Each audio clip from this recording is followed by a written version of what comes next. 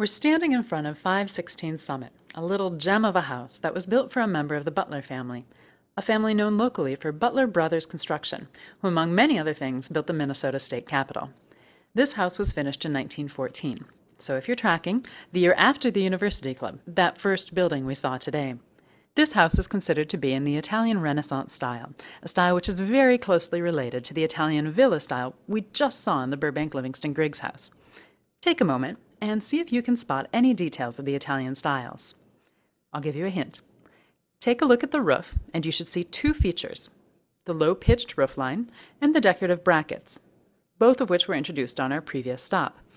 A new feature, and a great word for Scrabble players, are the decorative white stone pieces you see wrapping around the corners of the house. They're called coins, spelled Quoins.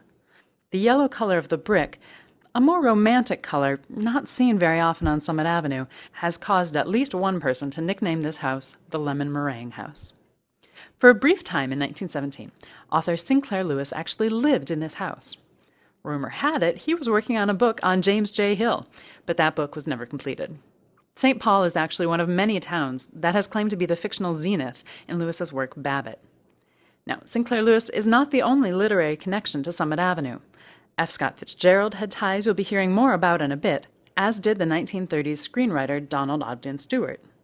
In more modern times, the Summit Avenue neighborhood has been home to playwright August Wilson, Minnesota author Patricia Hampl, and author and radio personality Garrison Keillor.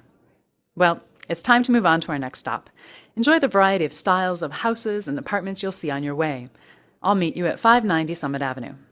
Press on to track 5.